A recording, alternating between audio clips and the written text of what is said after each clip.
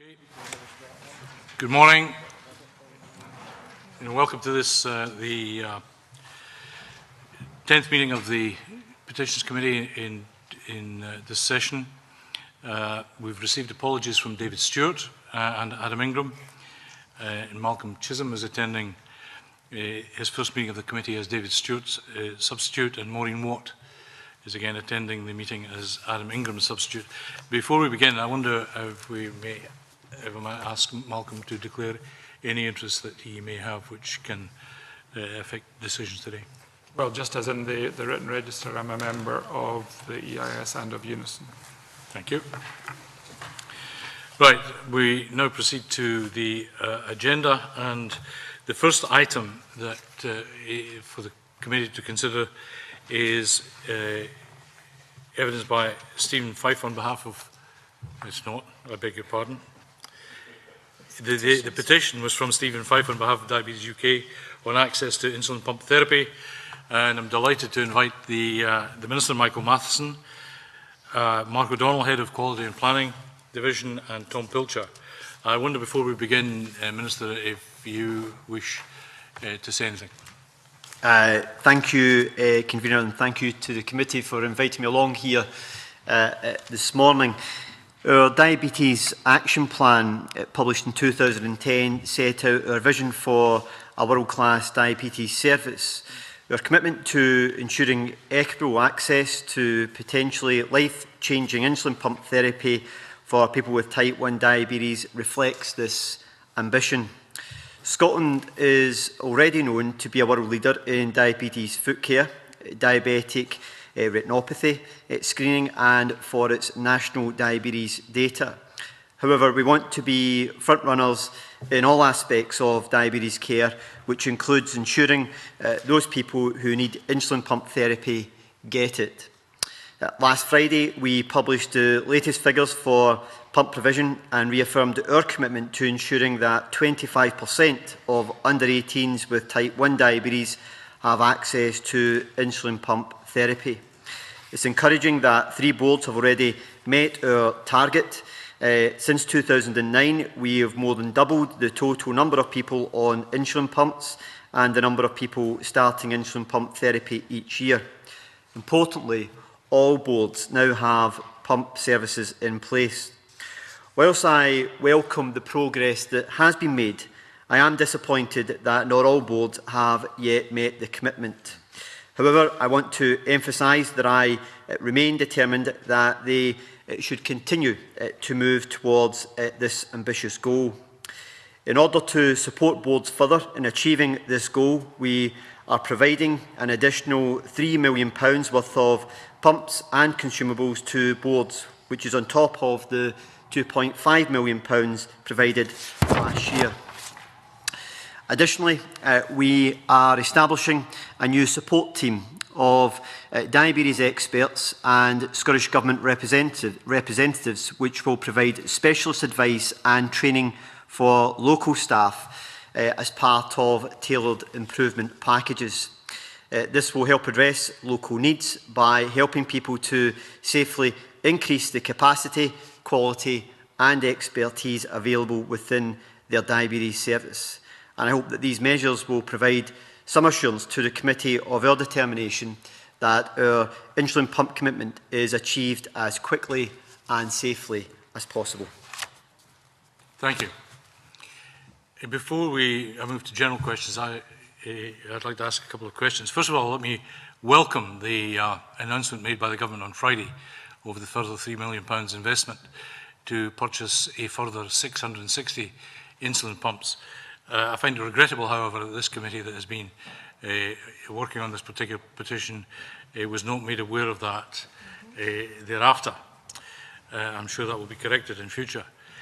I wonder, just in terms of that, the targets, as you indicated, Minister, some boards did not meet their targets.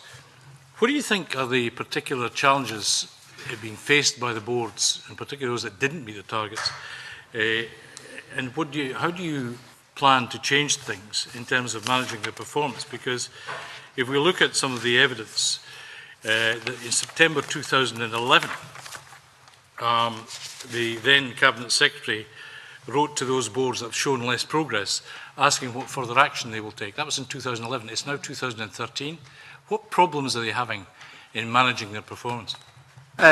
First of all, in terms of the announcements made on Friday, can I apologise if that information wasn't provided to the committee? I wasn't aware of that, and it should have happened, and I'll make sure that that type of thing doesn't happen again in the future on my part. There's been a variety of different reasons. Different boards have been operating from different baselines and taking forward insulin pump provision. Some boards had already an established service in place in helping to support the paediatric service in providing insulin pumps, and other boards were operating from a basis where they didn't have a paediatric insulin pump service in place and were having to establish such a service. So they've been starting from different positions as part of the, I think has been part of the challenge for them. Alongside that, from the evidence that we have received from different boards, some have encountered issues such as, in some cases, patients not wishing to make use of insulin pumps for a variety of reasons. There are some issues, I think, amongst boards around the level of clinical confidence they have around the use of insulin pumps. There have been some boards where it has been, they've had some difficulty in recruiting the necessary staff, as was the case in NHS Ireland, to be able to take forward improvements in the service. So there's been a variety of different reasons for some of the boards finding it more challenging. That's why I can understand one of the main concerns of the petition is the potential for almost a postcode lottery to develop around whether services are provided, and I'm not prepared to allow that to happen. And that's why we have established the improvement team, which will specifically focus on those boards where they have been finding it challenging to achieve this target, to look at what support and advice and information they require in order to make further progress and to give them the necessary support to achieve that, and for them to be able to then achieve the target as quickly and safely as possible. So there isn't any single reason why some boards have not performed as well. There's a variety, and the new improvement team is there to identify what these barriers are and to make sure that they are effectively addressed at a local level. I think, thank you for that. I think that's encouraging. I still come back to the issue that in August 2010, we published the Diabetes Action Plan. This is now 2013. In 2011, the government wrote to the boards that have shown less progress, and now we're now talking about an improvement team. Perhaps you or Mr. Pilcher or Mr. O'Donnell can explain why the improvements were not seen after that letter that went from the government to the boards. I mean, why has no action been taken since then? Well, no, it would be wrong to say there's been no action taken since then. The Diabetes Action Plan was published in 2010. And in that, we set out a clear sense of direction around increasing insulin pump provision. And then in October 2011, the Cabinet Secretary announced the target of the 25% of under 18s requiring or should be provided with an insulin pump, along with a tripling of the amounts of insulin pumps that should be available to those who are over 18. And we then, in February 2012, issued the CEL, which was the letter that went to all boards directing them on this particular commitment and how that commitment should be taken forward. What we've been doing during that time is working with individual boards where they have been finding it challenging to provide them with support and information, and that's been provided through our clinical lead in this area and also through Scottish Government officials in helping them to address some of the challenges which they have been facing. So, for example, 2 boards clearly identified at an early stage that were finding it challenging: NHS Lanarkshire and NHS Highland. And our clinical lead completed a report for both of these board areas, having visited them, to look at what was necessary to try and address some of these issues. And the boards were then intended to take that forward. Now, NHS Lanarkshire started to take progress on it, but NHS Highland did not take as quick progress as I would have anticipated. And that's why I've previously stated that it's important that the chairs and the chief executives recognise that they've got a role in actually showing leadership in taking this commitment forward at a local level. And on top of that, we've also instructed all boards to include insulin pump provision to be included within their local development plans, so that it's seen as a clear part of their own ongoing work in improving the delivery of health services within their own locality. So there's been a range of things that have happened. There are some boards that have had particular issues, and some which I don't believe have shown the necessary ambition in order to achieve the target. And the work that we've been taking forward with them during that period is to try and help to address some of these barriers. And the work that we're now taking forward with the improvement team is to make sure that those that are finding it challenging, that they move forward as quickly as possible and do so in a safe way. Can I ask, does that mean then that the investment, the welcome investment last week, means that new targets are going to be set for those boards that have been meeting their targets? No, it's not a new target that's been set. What we're doing is we're making, we've obviously still got the commitment towards increasing insulin pump provision for those who are over 18 as well. So some of these pumps can be used for that purpose as well. And it's also to help support those boards that are still moving towards the 25% target for under 18s. Okay. And you're confident that Scotland will be on track to meet the tripling of insulin pumps by 2015, notwithstanding targets that have been missed in the past? Based upon the information which we're being provided with by our boards just now, the trajectory would say yes, we are on target to achieve that. Just so you are aware as well, we have asked boards to report on a monthly basis to us now data around insulin pump provision, so that we can identify any areas where there are difficulties arising, so that we can address that as quickly as possible. So we've increased the scope of the monitoring we're now undertaking in this area as well, so that we can address issues as quickly as possible should they arise. Okay, thank you. I'll open it now for general questions. Malcolm Chisholm.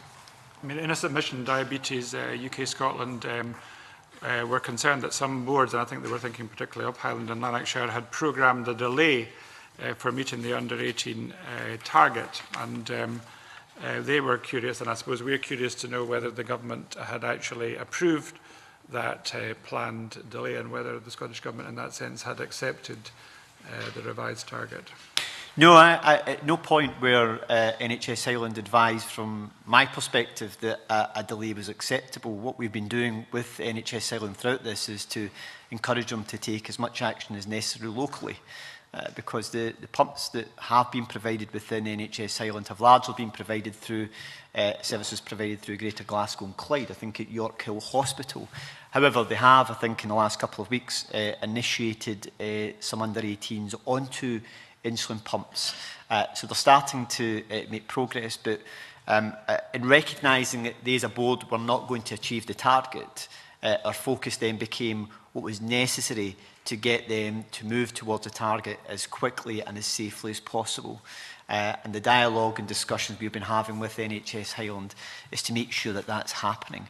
And the progress that they're starting to show in the last couple of weeks would indicate that they are starting to move in that direction. And our focus now will be is to make sure that they maintain that.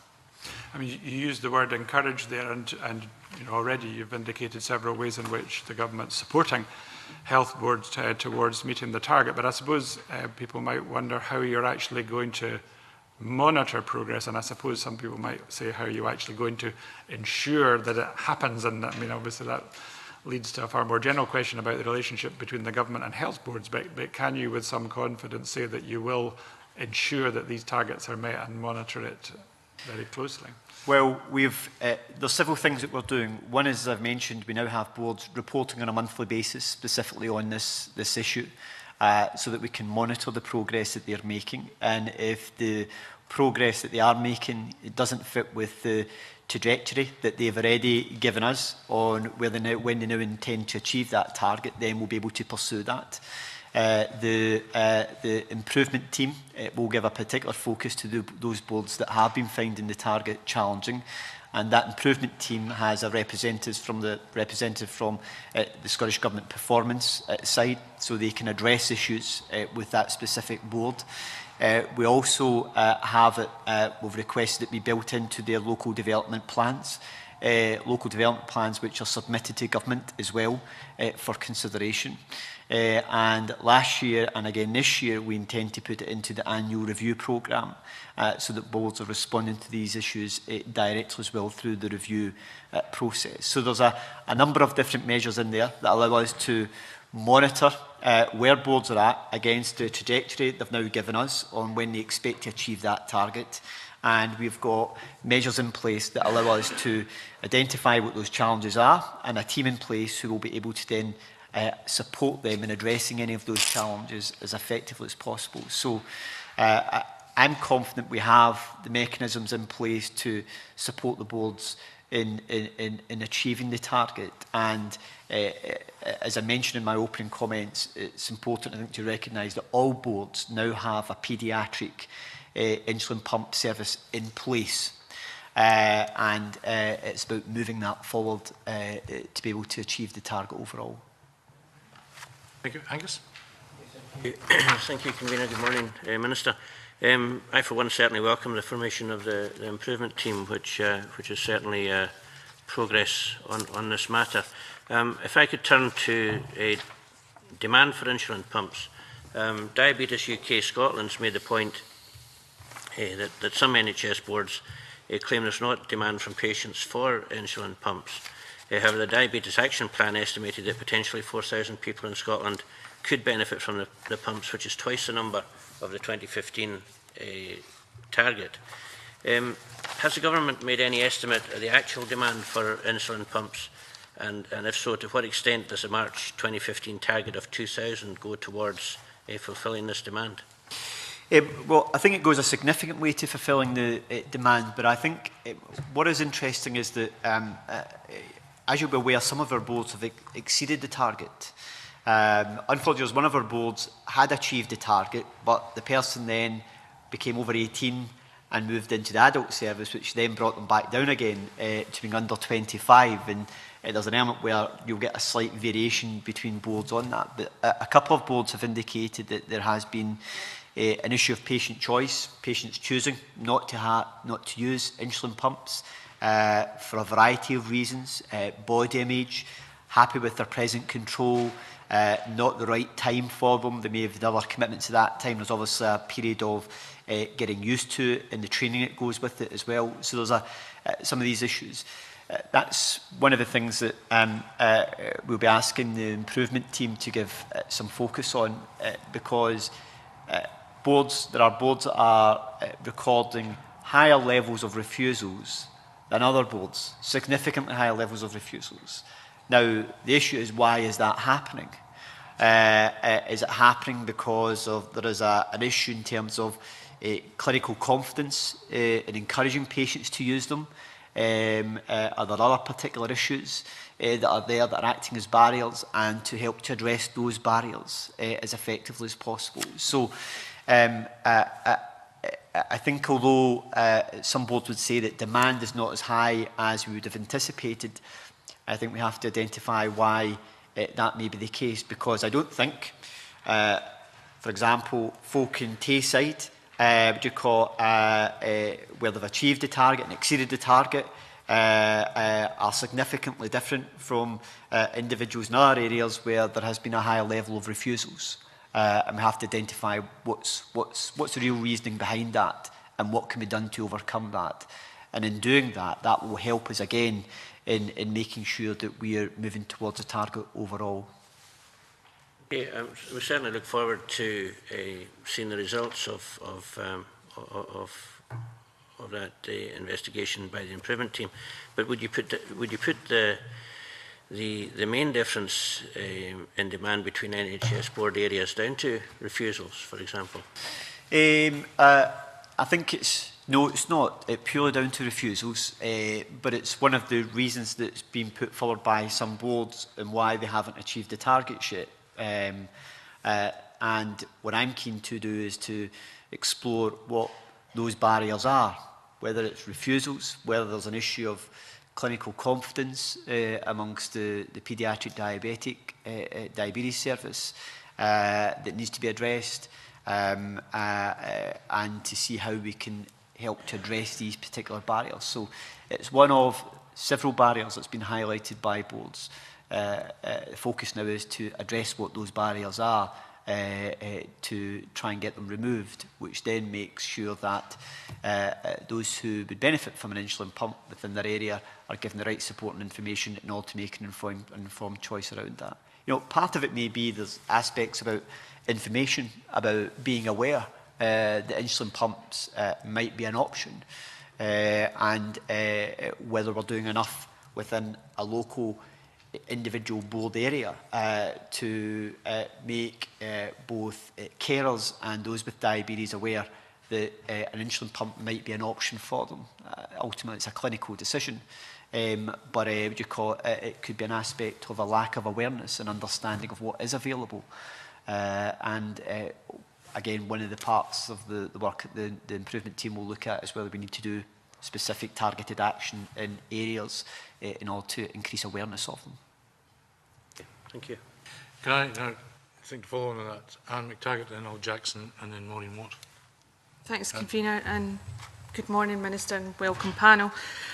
Just following on from my colleague Angus MacDonald had asked there, lack of awareness. Now, you have said, Minister, that this new team may well be doing that, but what work has been done to undertake to encourage the patients to use or to see the benefits of using the pumps to date? Right. There has been an information leaflet provided, of which I think there were some 4,000 plus copies produced, which was a patient information leaflet about insulin pump, and I understand that was largely targeted at diabetes services, where patients who were using those services would be able to get that information. And recognising obviously that there maybe hasn't been enough done, what would you foresee the role of the new team? Well, I think in some areas that might be the case. That's one of the factors. I don't think in any board area there will be one factor that, if they've not achieved the target, that it's been caused by, whether it be lack of public awareness, patients refusing them because of body image issues, or idea, clinical confidence in using of them. I think it could be a combination of these factors. And that's why I think we need to identify in each of the boards, and that's why each of the boards have been asked to review their local action plan for taking forward insulin pump provision, to identify what those barriers are, and the improvement team can work with them in addressing what those barriers are to help to overcome them. So if in a particular board area there is an issue around improving public awareness amongst those with diabetes and their carers about the provision of insulin pumps, then that's something that the improvement team can work with the board on. And I would expect them to work with organisations like Diabetes UK in helping to promote greater awareness and understanding of insulin pumps in their area. Are you aware currently of any NHS boards that are sitting with a waiting list for people to go onto insulin pumps? I'm not sure where they've got a waiting list. I know that, for example, I think it's in NHS Greater Glasgow and Clyde, they're looking to have, they've got a time frame of around, or a number of around 4, I think, under 18s per week, to make sure that they can clinically manage that. But but I'm not aware if there's any. I've got a specific waiting list at the present time. Okay. But I can check that, and if there is, we can come back to you with details on that. There's another question that I wanted to ask about the role of the schools. Will I continue? Come back. Jackson? Thank you, Convener. No criticism of you at all here, Minister, save that I think you've been mighty understanding of all these health boards. It seems to me, in the way that we've discussed this, it can be characterised as the government having to repeatedly return to this issue and intervene with health boards who have not been making the sustained progress across Scotland that the government, Parliament and everybody has required of them. Now, I mean, these health board management teams and chief executive officers, you know, they're paid a relative fortune. They're not underpaid. They're supposed to be top-class management capable of executing a brief and implementing a policy. And, you know, it seems to me that you have repeatedly had to intervene, are now asking them to report back like primary school children to confirm that they are capable of implementing what seems to me, in health board policy terms, a relatively straightforward and simple introduction of a policy. I mean, it's not discovering a cure for a new disease. It's implementing the rollout of insulin pumps in a consistent fashion across all the health boards in Scotland.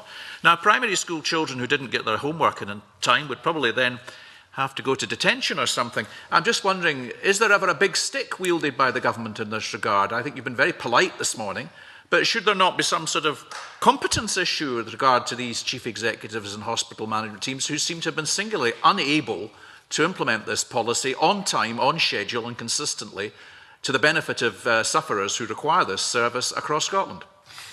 I suppose there's the option of issuing punishment exercises to some of our chief executives and chairs in this matter. You know, to be honest with you, I do recognise that some boards have been very ambitious and they have taken up the challenge, which I recognise was a challenge which was set to stretch them in order to move this target forward sufficiently. It'd be fair to say those few boards which have made very limited progress have been left in no doubt on several occasions about our dissatisfaction at that lack of progress. And I've mentioned it here this morning and I've mentioned it previously in the Chamber. I'm particularly disappointed at the lack of leadership that has been shown both by chairs and chief executives in these particular health boards.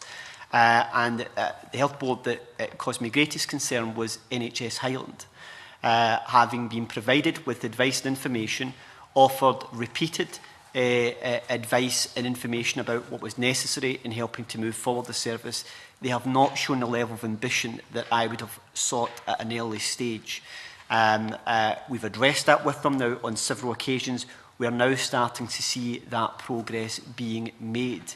But I'm not prepared to sit back and allow boards to think that because they've now done something, that's adequate. I want them to achieve the target. And it may feel as though we have got them to the point where they are reporting on a monthly basis, and some people may think that that shouldn't be necessary. But I hope it also demonstrates our determination to make sure that it is delivered and delivered in a consistent way across the country. Those boards, as I say, that haven't performed as well as they could have been left in no doubt about my dissatisfaction at the lack of progress in this issue. Okay, thank you. Can I just briefly follow that up? What are the penalties that apply to chairs and chief executives when they don't meet the outcomes? In terms of governance with our NHS boards, we set the national policy and we then expect boards to take that forward. Obviously, the way we hold them to account is through our annual reviews, which allow us to pursue particular issues with them where we feel that they have not been performing adequately. We also have a performance management team within Scottish Government who can pursue very particular issues with them as well, where there's been a lack of progress. So there's a variety of ways in which we can involve ourselves with boards who we don't feel are performing adequately. Alongside that, ministers, of course, can pursue issues with the chairs of our boards, and we meet with them on a monthly basis. This month's meeting having just taken place yesterday, where we can pursue particular issues that we wish board chairs to show more leadership on. Okay, Maureen? Thank you, Convener. Morning, Minister. I wonder if you have identified among the boards different times taken to train young people to use the insulin pumps. I just wonder, having heard that there may be some risk aversion among some trainers of training children to use the pumps. Because I know of someone who went privately to get the pump somewhere down south, and the child was trained within a matter of hours how to use the pumps. And I think there may be, in some boards, a kind of risk aversion and perhaps to a longer time taken to train people to use them. And I wondered if you had identified that. And also, I understand that most of the pumps come from one particular company, and they may be willing to help with the training of the use of pumps, and perhaps even the nurses involved in that. And I wondered if that had been explored. I think what I do recognise is that there are different clinical views on the use of insulin pumps. There are clinicians who are more enthusiastic about them than others. So there are slight variations in terms of clinical attitude towards them. I think it was Professor John McKnight, our clinical lead in this area, who highlighted that very often that apprehension can be overcome once, as a clinician, you've gone through the process of someone actually using an insulin pump, and you then see the benefits that can come from that overcomes that initial concern. I think there will be some differences in terms of the time frame around training of individual patients. What I'd be inclined to do is that, my view would be, is that the time should be what's suitable for the patient, and for different patients it will be a different length of time until they're comfortable with using the pump safely. So I think safety has to be the primary focus here. I understand that we did some work with the suppliers of the insulin pumps in helping to train some of our nurses and clinicians around the use of the insulin pump. So I think they've provided some of the support around training in that area. I'm not entirely sure whether all the pumps are provided by one company, but Tom may be able to give us some more information on that. Yes, there's 3 suppliers in total, and as part of a national procurement framework which dictates the supply of those pumps to national NHS Scotland, there are arrangements for those companies to provide support to the boards in the form of training and support, and additional support to the patients as well. So have we seen differences in different boards taking up that offer or taking up that facility? So it's up to the board to determine how they take up that support from the companies. Some boards have decided to take up more or less support as they see fit locally. Part of that will be reflective of whether they are using insulin pumps, which they have previous experience in using them, and whether they require that type of support. But going back to the improvement team we've established as well, as part of that will be to look at whether there is an issue within a particular department around how they approach patients over the possibility of using insulin pumps. It's one of these things that if it's potentially approached in a way which is positive, it may be the patient is more engaged in looking at it as an option. But if staff are apprehensive, then it may be that translates into the patient and may reflect their choice. So that's why some of the improvement team's work will be to look at where there are areas around training of staff that can help to support them. But I should say that throughout this period of this commitment, training has been something which the Scottish Government has made available to boards where it's been necessary and where they've identified that as being an issue. And the work of the improvement team will to look at whether there's further work that needs to be done with those boards that aren't achieving the target. Thank you. Good morning, Minister. The issue in terms of the boards that aren't achieving, particularly Highland and Lanarkshire, in the letter we received, the committee received on the 9th of May from Mr Pilcher, indicates that after visits from the lead clinician on diabetes and the diabetes advisor, the letter indicates the visits helped us better understand the local challenges in terms of these services. What were the local challenges, Minister? Because it's fine to say there were challenges, but the real challenge here is patients aren't getting the service that they deserve and need. So what were the challenges and how are we going to resolve those challenges? Okay. For going back to the point I made earlier on, for different boards there have been different challenges, and some it's been a combination of different challenges. But let's take NHS Highland or NHS Lanarkshire, for example. Both of them didn't have a paediatric diabetes service in place. So they now have these services in place, which has seen an improvement. I think NHS Lanarkshire were largely using NHS Greater Glasgow and Clyde service for the provision of paediatric diabetes services. So they now have that service in place.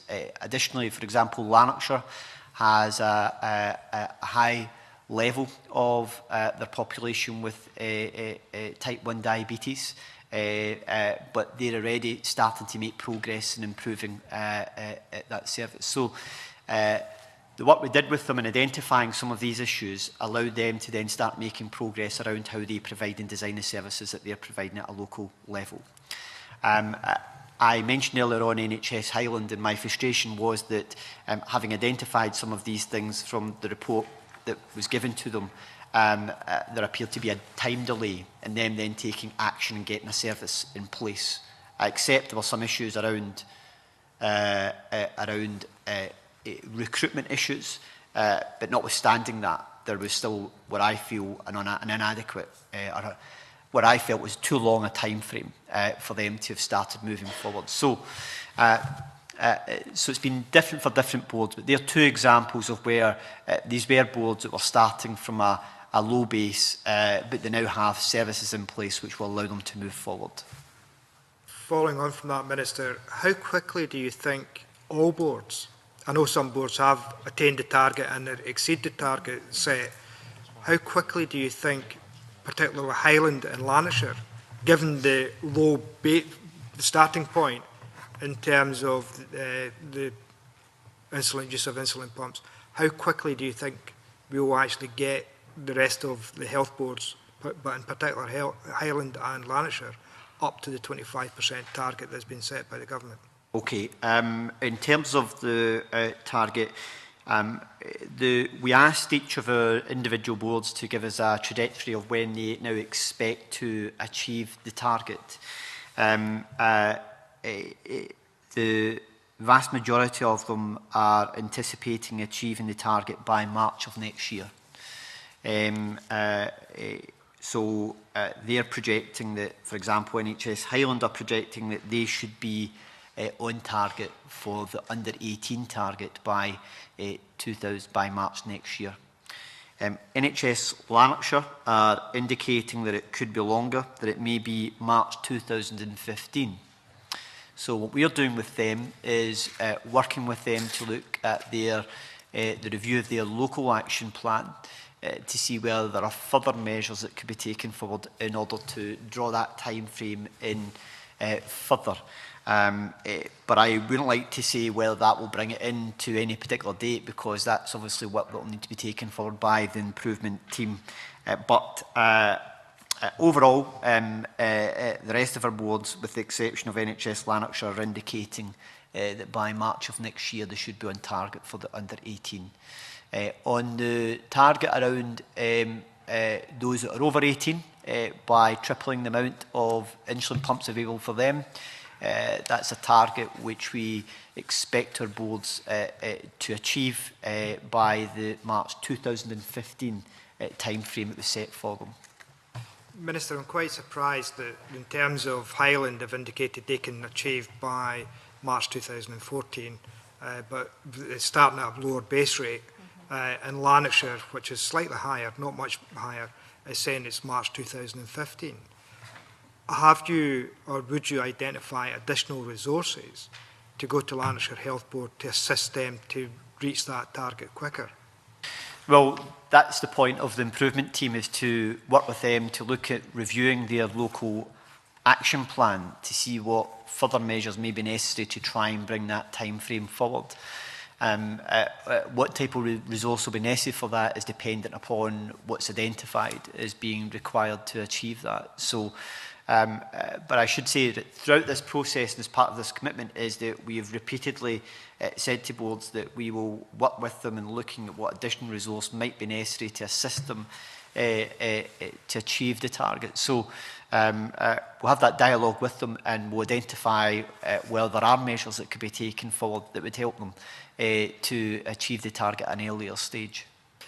Minister, you've also made reference to clinicians and local decisions being made by clinicians who have decided, I think not quite in your words, but have indicated they're apprehensive about using insulin pumps. Has there been any discussions within the health boards or NHS Scotland regarding the clinical standards being introduced so that the insulin pumps would be an option, first choice option, rather than the local clinician making a decision on whether or not insulin pumps should be the best way forward? Well, I think the issue around the clinical confidence around insulin pumps is that you know, they will still be seen by some as being a relatively new piece of technology, and part of overcoming some of these barriers is having experience with their use, and I think some of that cultural shift will occur as a result of the target. That's why the target was specifically ambitious.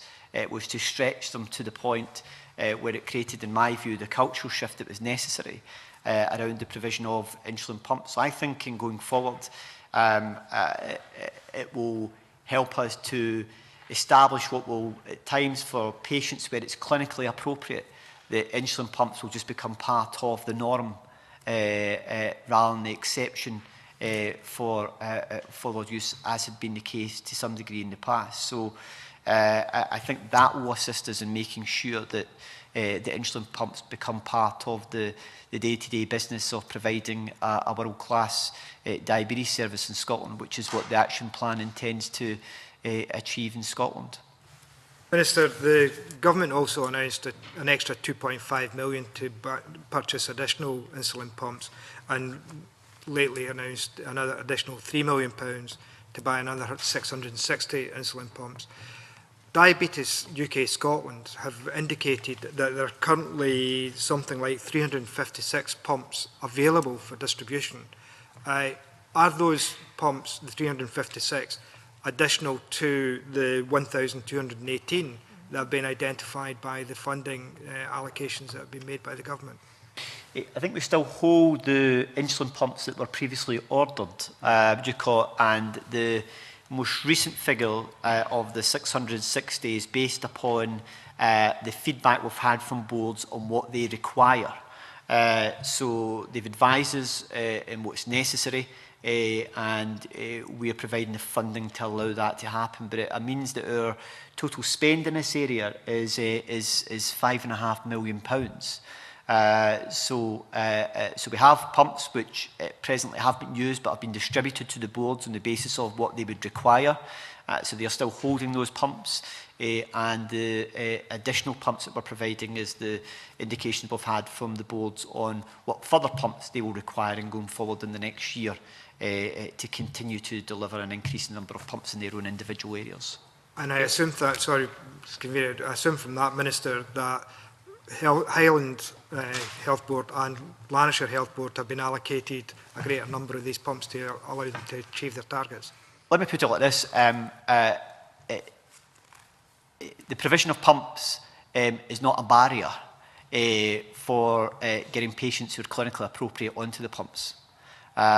So we've provided a significant amount of resource for the purchase of these pumps, and no health board has come and said we aren't able to get a patient onto a pump because we don't have the money to provide a pump. There are more than enough pumps available to achieve the target. What we need to make sure is that that's been delivered on the ground by the boards. Thank you, Minister. Last question, Anne McTaggart. Is that question or questions? I've got a few quick ones. His last question. The improvement team, Minister, when do they aim to hit the ground running? This month. This month.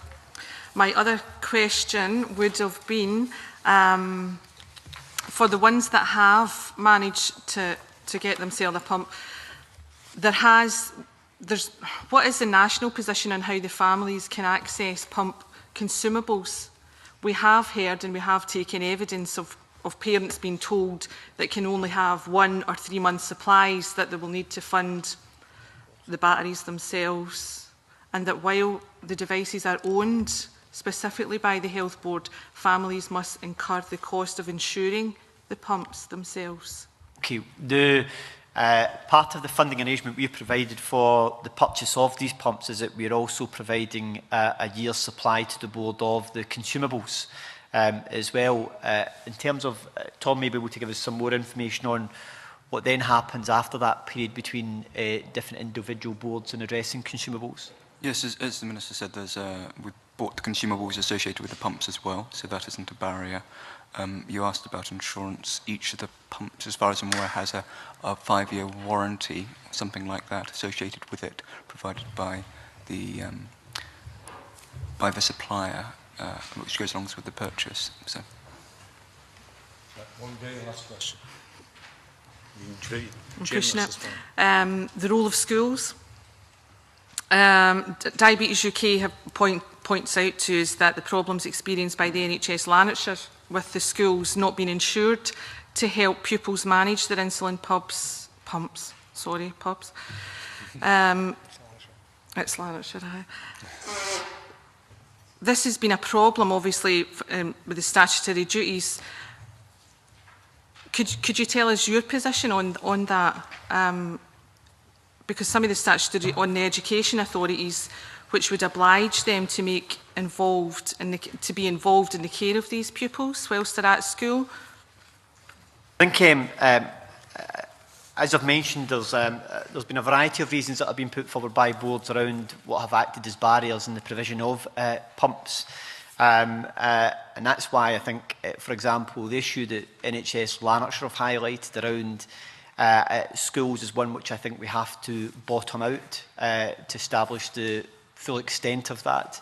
It's not a problem I'm aware of in other areas, and if that's the case, then why does it appear to be a particular problem in one particular area?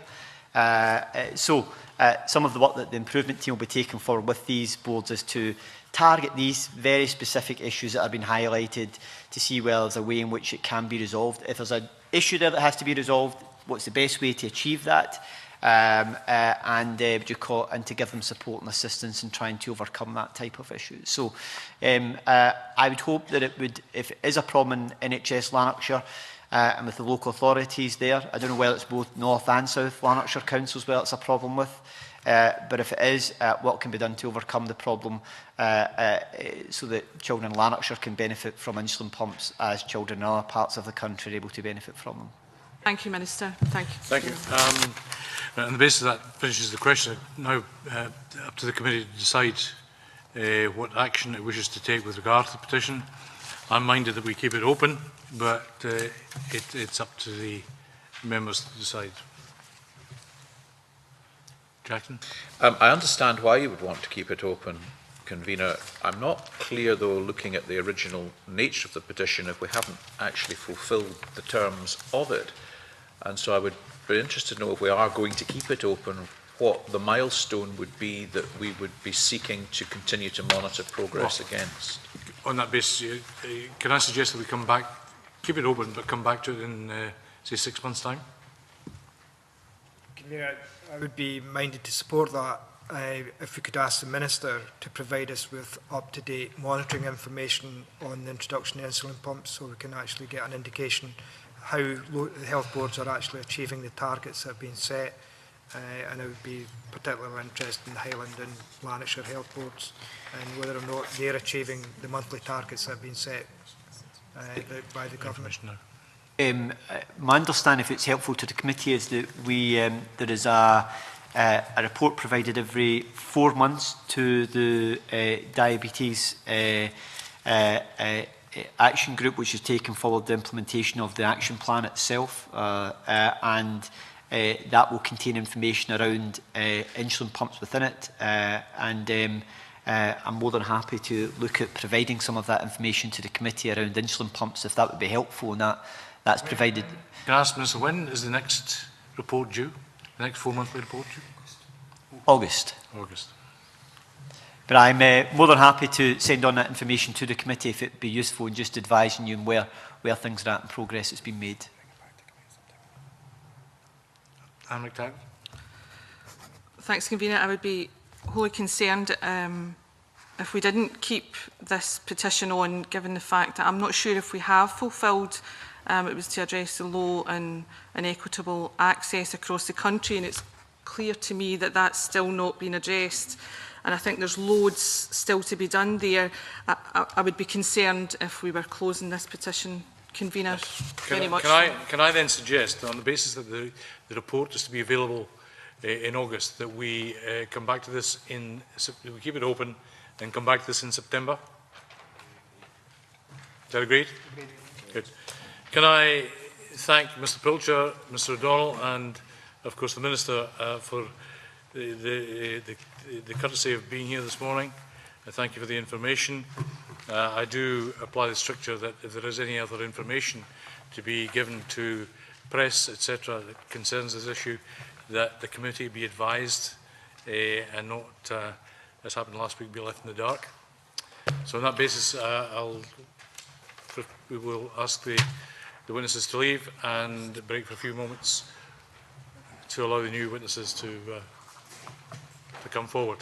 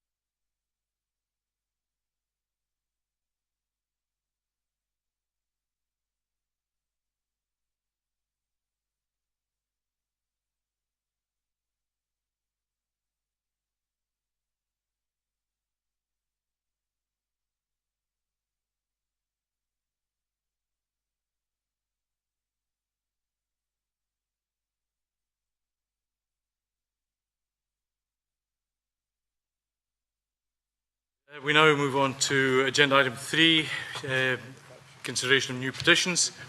And the next item of business is consideration of what are 2 new petitions to be considered today.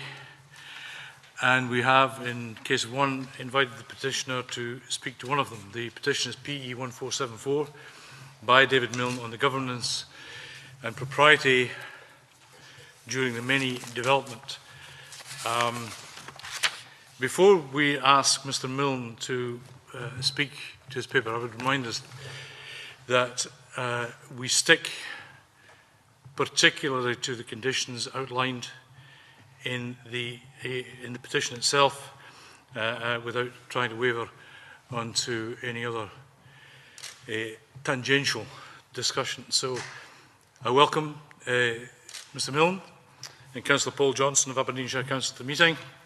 I wonder, Mr. Milne, if you would like to make a short presentation to set the context for and explain what you're looking for in your petition, and after that we'll then move to questions. Thank you. Good morning, Mr. Convener, members of the committee, ladies and gentlemen. I'd first like to start by thanking the committee for inviting me here today to give evidence on my petition, which I believe covers issues of great importance around the planning process. I'd also like to thank everyone who signed the petition. It was around 11,000 signatures when submitted to yourselves, but this morning it's just over 19,000 signatures. That's 19,000 people who recognise the international disgrace that the events at Menie have become. I'd also like to make clear from the beginning what this petition is not. It is not an attempt to set up an inquiry that might overturn the planning decisions already made. We're not trying to right the wrongs that we believe have been done to our community or to our environment. The construction work approved and already carried out cannot be undone, although the Aberdeenshire Coast Weather has had a good go at it.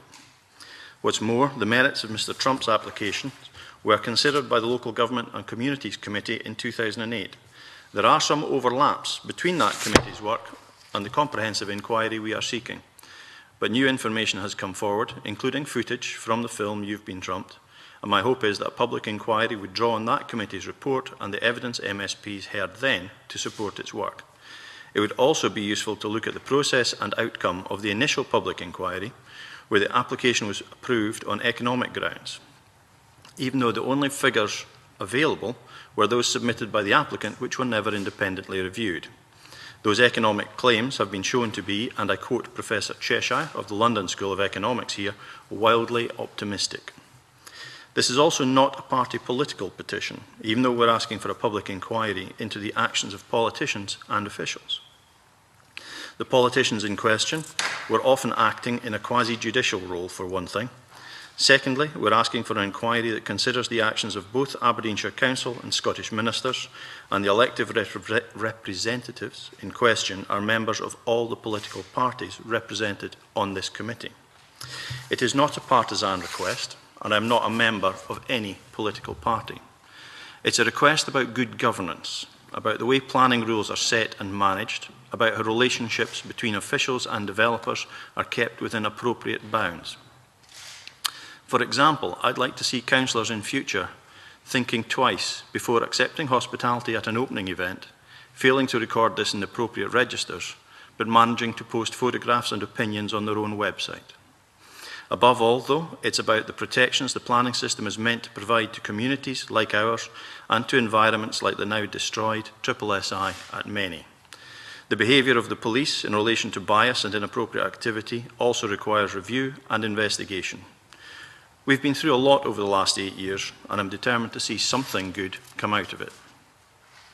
In particular, therefore, I want this committee's help to ensure that in future no other communities and no other protected parts of Scotland's environment are dealt with in the way our area was in this case. Despite the recommendations of the Local Government and Communities Committee, I've yet to see any evidence of substantial lessons being learnt, either nationally or locally. And as the old quote goes, those that do not remember their history are condemned to repeat it. We may have moved away from regional policing to national, but on the ground we still see no evidence of balance and no answers to questions previously posed about bias in the way cases are handled, or even just how queries and complaints are dealt with. This petition is also a means of attempting to protect Scotland's long-term reputation as a shining example of environmental best practice. With the destruction of a unique site of special scientific interest on our score sheet, any guidance or opinions we may give to others begins to sound like a good example of do as I say, not as I do. There's a very good opportunity here for this committee to significantly enhance Scotland's reputation, not only as a beacon of environmental best practice, but as a place where people truly want to live in peace and harmony with their neighbours in a cohesive community. I believe it is important that the population believe they can trust those in charge of planning decisions and trust the police to treat everyone fairly and evenly. At Menie, the evidence to date shows that we cannot do that at this time. I should also introduce my colleague here. Councillor Paul Johnson is an independent councillor on Aberdeenshire Council, and he's very much more familiar than I am with the specifics of what went on behind the scenes at the local authority. He and I will be happy to answer any questions members of the committee have, and also to provide any further information members may require. Thank you. Okay, thank you. I wonder if I may start and ask a couple of questions. You are aware, Mr. Milne, that the issue of planning and the process was investigated by the Local Government and Communities Committee report on the 14th of March 2008. And the committee then noted that the Chief Planner and the Planning Minister, who was responsible at the time, John Swinney acted in accordance with planning laws when issuing the decision to call in the application. I'm aware of that. I'm also aware that there are significant questions. It is also the first time that an application has been called in after being refused. There are issues around that. There are questions that should be dealt with there. That same committee, if I'm talking about the right one here, gave a fairly damning verdict about the reasons given by the ministers for calling in the application. It only considered events up to December 2007. We're now several years hence, and a number of interesting situations have happened since. These are the issues that we're primarily looking at. The call-in, while we were not comfortable with it, was an accepted political practice and is part of the planning legislation. We're not trying specifically to change planning law as such. We're just trying to make sure that it's used correctly. Well, there is, of course, a planning consultation going on now because, of course, it's always incumbent upon all governments to look at major features of our daily lives, such as planning, and there's a consultation. Have you had a look at that yet? I have had a look at it. I haven't studied it in great depth at this time. I've been a little bit preoccupied at the moment. And will you be submitting, do you think? I think there's a good chance I will be, yes. Okay. Right. Any questions? John. Thank you, Convener. Good morning, Mr Milne, Mr Johnson. The issue for me in terms of looking at the petition quite clearly is a fairly open-ended petition, if I could put it that way, because one, Mr Milne, you've said that you would like to have a public inquiry into the planning process leading up to and preceding the period that were actually the decisions that have been made in terms of the Menie estate. But you've also made a comment about the conduct of the police, and you make reference in the petition specifically to other public bodies. Could you expand on that? Are you talking about a wide-ranging inquiry into the planning process, or are you asking for an inquiry, as alluded to in terms of the documentary You've Been Trumped, into the other public bodies, including in the conduct of those public bodies, including the police? To be quite honest, it has to be them all, because as the planning process is a community-wide process, or the end result of it is, it has to be wide on everything that is involved. The police have been integral to what has happened at Menie, and in some cases to what has not happened at Menie. The other official bodies are also integral to that process. We're talking about bodies like Marine Scotland, Scottish National Heritage, etc. We're all involved in the planning process, and in fact we're all also present at the primary public inquiry back in 2008. The planning is probably the primary one because it is the driver for what happened elsewhere and the other bodies' involvement. If the planning had not allowed this to happen, or it had been followed accurately, in my opinion, accurately, then there would not have been the issues. The police situation is a slightly different matter, but I think is serious enough that has to be considered. And considered in what way, Mr Milne? I'm just trying to clarify what exactly your public inquiry would entail. Is it a public inquiry into the planning process, the decisions, and the aftermath of the decisions being made? Or is it a much wider one in terms of the conduct of other public bodies, including the police? Because if it's a much wider one, then it's not just about the planning process, because the conduct, as you've indicated, that they're alleging in relation to other public bodies and the police, is certainly not one that I would consider to be one that would be relevant to an inquiry, public inquiry, into the planning process. On that process, taking that point, it would have to be the wider one. While planning is integral and is the core to it, the other public bodies, and in particular the police, are a concern to everyone in this country. And as such, it has to be the wider inquiry because of the behaviour of certain bodies, sometimes just an individual within those bodies, but at this point we cannot tell. So it has to be the wider inquiry. Right, thank you, Commissioner. So just for clarity, you're not just talking about the planning process? No. Paul? No, it wouldn't be just the planning process. It's what influences the planning process as well. around the application, there was a considerable amount of debate and lobbying that was done by other public bodies trying to influence the outcome of the decision, not to actually have the inquiry to look at how that affected. And the governance of the whole process, both up to the decision, following the decision, right up to the present day, where there continues to be concerns, to not look at the wider thing it would be, I think, a derogation of duty. It isn't as narrow as just looking at the planning issue, which, of course, was, the issue was settled at a public inquiry. But then again, the committee should ask itself, was it actually settled at the public inquiry? Convener, just for clarification from Mr Johnson, that not everybody will be happy with the outcomes of public inquiries. And if Councillor Johnson could clarify whether or not and we heard earlier the 19,000 signatures that are attached to a petition, but is this just a few disgruntled individuals who want to pursue, in whatever way they can, an inquiry into this issue because they're unhappy with the outcome of the decisions that were made at the time?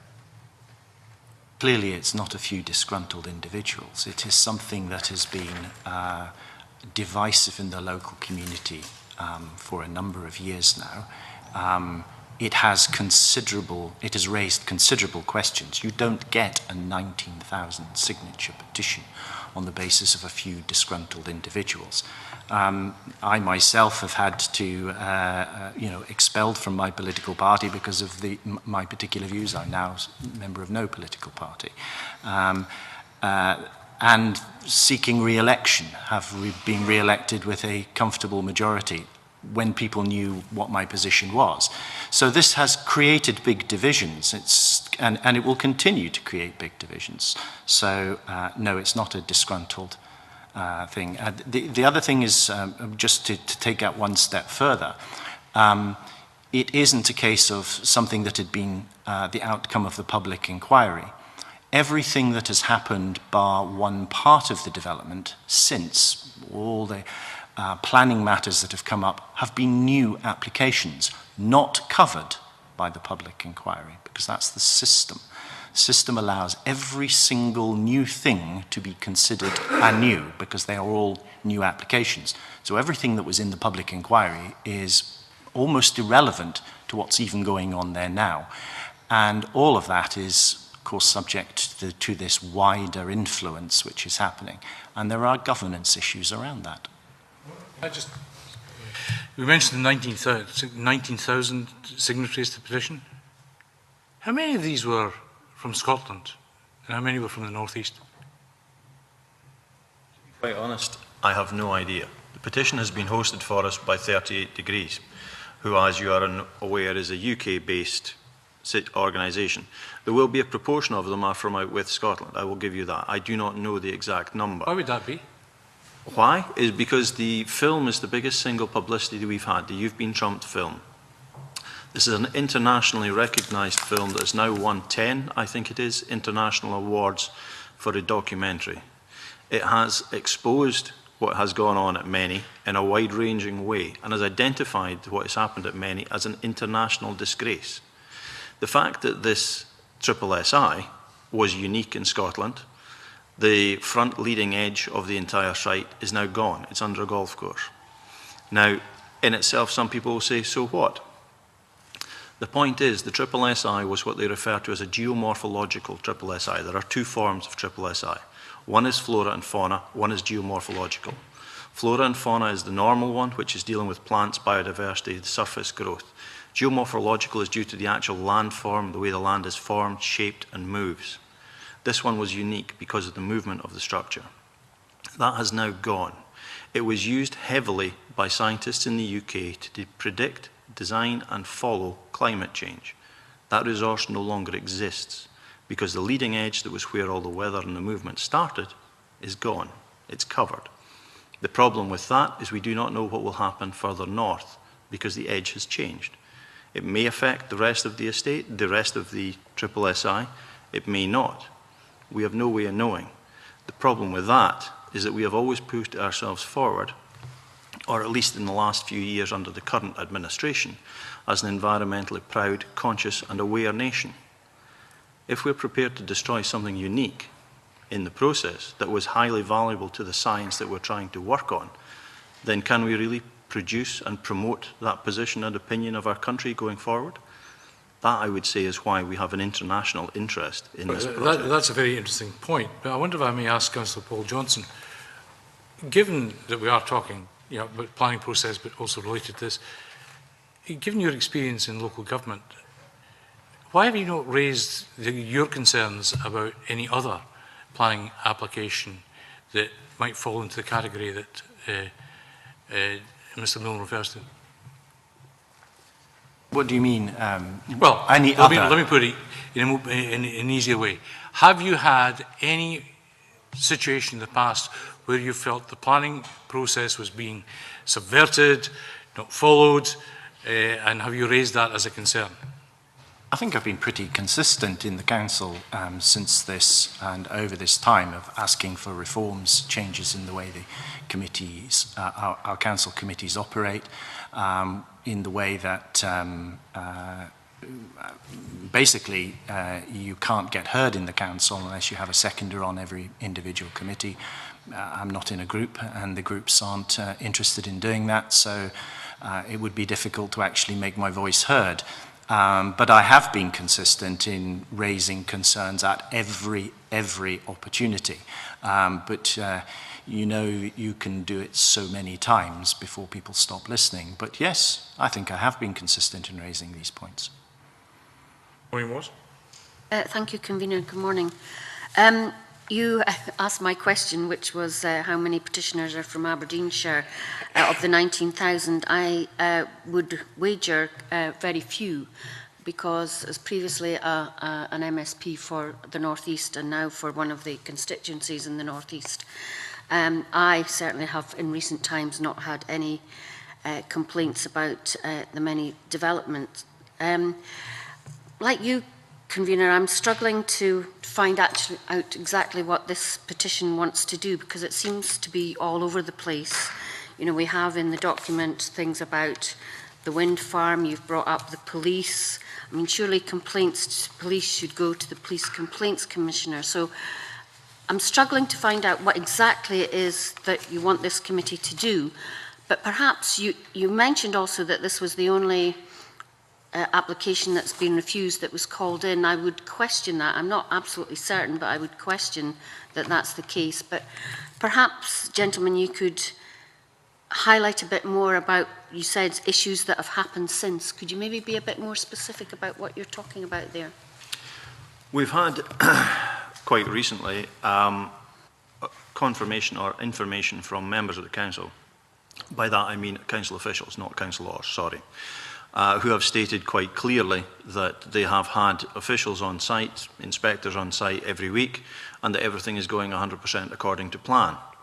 Well, if that's the case, why have we had a number of retrospective applications since then? These applications are because of changes to the original plan. If there are changes to the plan and they've been built prior to permission, which is what they've done, then why are there no enforcement notices? There's a lot of this goes on. There are things done that are specific. If you wish, yes. Yeah, I can be specific. Every one of the applications, bar the original application for the layout of the course, has been retrospective. Every one has had changes made to it from the original application. There is as yet... What are we talking about? You know, golf dunes in a different place, or... You know, the only one I know of is a clock that's been erected at the entrance, which hasn't planning permission or something. What are we talking about? Without being careful to answer this, because it is yet to be fully determined by the council, but for example, the construction of large bunds around some neighbouring properties, the accusation has certainly been made that those have been not according to the plans. They don't appear to be according to the plans. Officials have already confirmed that. The construction of car parking not according to the plans, lighting not according to the plans, the construction of large marquee, the temporary clubhouse not according to the plans and in a different location. So it's not just the clock. I mean, it's virtually everything. And after the entire period of trying to get access agreements, I can say that just about every gate in the estate remains locked, which is in breach of the access code. And despite all efforts to have enforcement done, there has been no agreement after all of this time with the estate in order to have the access. So I'm being specific. Those are specific instances which have gone on since the original application and have yet to be resolved. So those are matters for Aberdeenshire Council to resolve? Of course they're matters for Aberdeenshire Council to resolve, and they're also matters for the reputation of that council is at stake. I think that everything that surrounds this application should be part of an inquiry in order to make sure that as we go forward, that there will not be just this perpetual having to constantly get at some of these minor transgressions upon yet more transgressions upon yet more transgressions. It just saps the reputation that the place has. And of course, we have, we end up with barristers and QCs attending minor public hearings to do with planning applications over wind turbines, all because it happens to have been, might affect the Trump development. I'm not saying that they shouldn't have the right to do that. I'm just saying that everything to do with this has questions over the way in which we are handling it, both as an authority and as a country, really, because this is managing to gain some international recognition about the way in which we conduct our business. Fish? I echo the point, though, that I think that Maureen Watt made in terms of these issues are issues for the council. And of course, if people are not happy, they have, the means of voting in or voting out a council. So I'm not sure where we're going with this. But anyway, Jackson Carlo. Thank you, Convener. I represent the west of Scotland. I've never been to many. I don't know about the flora and fauna. I'm completely unfamiliar with the development. I imagine the international interest is because Mr. Trump's involved. That would be my layman's anticipation of that point. But the situation you outline does sound eerily familiar to me, where a planning application has gone against the wishes of those who were against it. And very much everything you've said seems to me redolent of that. Because looking at the paperwork, there seems to have been huge public support for the development.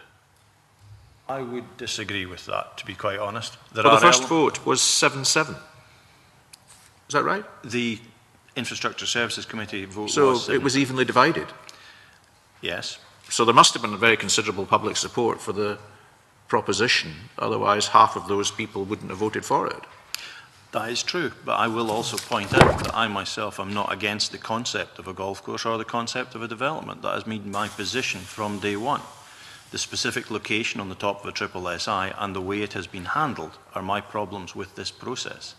The fact that it seems to have been manipulated at every step through a number of different operations and organisations is the primary issue. So, are you saying then that the 7 committee members who voted against it at the original planning committee had been manipulated by those people who were opposed to the development? No, that's not what I'm saying at all. As a matter of fact... Just the people who voted for it were manipulated? No, I'm not saying that anybody specifically... So anybody who voted for it at any stage throughout the whole process was manipulated? No. There is a manipulation ongoing locally with the local media, who have actually stated that they will print nothing from the opposition to this development. They said that in print in one of their own papers. So there is a manipulation. However, that is not the reason why it was 7-7. As is normal in these things, the process was to expect a reapplication. At that time, Mr. Trump then stated he would not reapply, and the application was called in. Like others, I've been slightly perplexed as to what would this inquiry actually do? The main element of the inquiry, as I've said, is to look into the governance and the propriety of the handling both of the final planning applications up to date, along with the behaviour or non-action of a number of the other governmental bodies. The police's bias, blatant, visible. Yes, it can go to the police commissioner, as you have said. That was Mrs. Watt, MSP Mrs. Watt. That is a fact. That is ongoing with some other parties at the moment. But as an overall situation, the problem here is we're getting continual... The police are biased about what? We have a number of situations whereby we call the police as residents. They'll turn up 2 days later, and 6 weeks later we'll get a notification that there's no evidence, they're not going to follow something through. Trump organisation phone them, the police are on site 3 days later, and there may be an arrest take place over a very similar event as what we're talking about. The application for a petition, inquiry, is to do with the control and honesty of the process. As has been said by Councillor Johnston here, there was an outline planning application submitted for the development, and everything else has come in as an independent application. That means that the guidance, control and conditions on that outline planning application, so carefully put together by the government under the public inquiry, are effectively worthless. They've been bypassed. The most common example, and the one that we all talk about at site, is the use of the Leighton farm buildings as maintenance structure for the golf course. So what is the comment? Well, there's no planning permission for them to be used as anything at all. They've been converted from an agricultural use to an industrial use with no planning permission. We query this with the planning department. We're told it's covered under the application that is actually the outline application. It's an outline. There's no detail attached to it, so therefore there can be no follow-through on that process. Okay.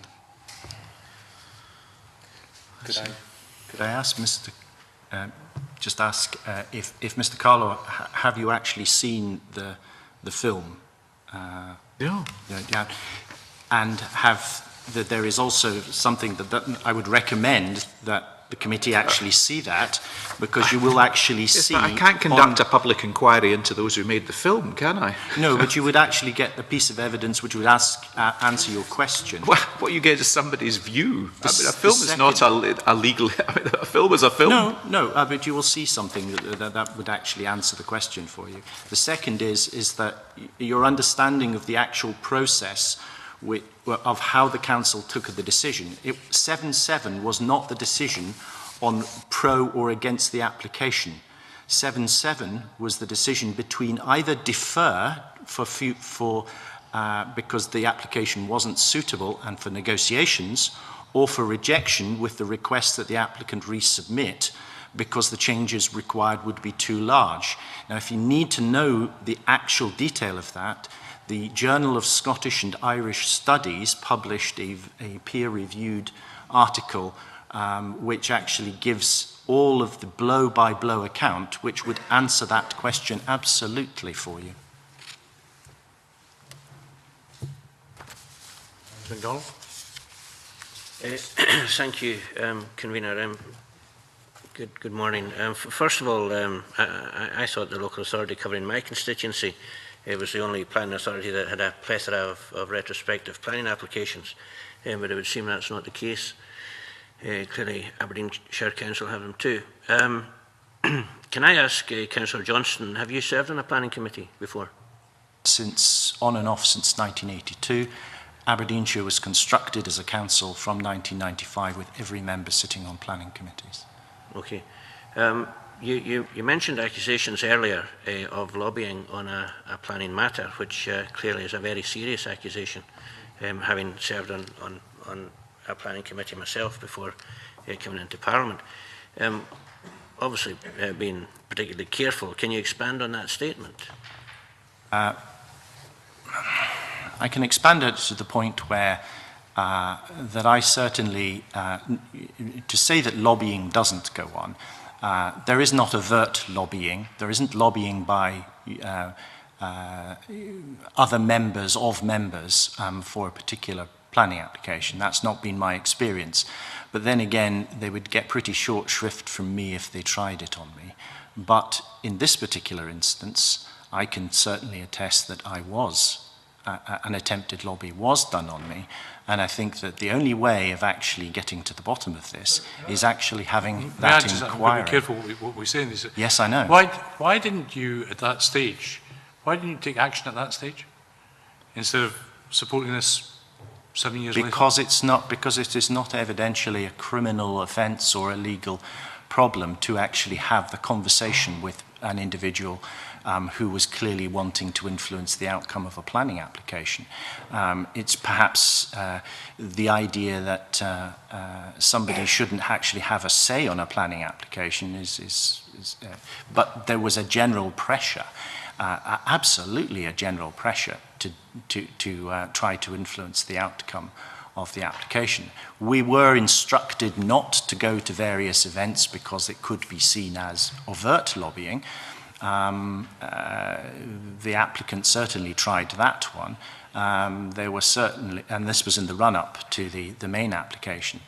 But there have certainly been a number of events and things since. I sat on Scottish Enterprise Grampian at the time, and there was certainly following the decision, there were a good number of sort of questions asked of me which were said in a way, if you like, that they had been made, the individuals concerned had been trying to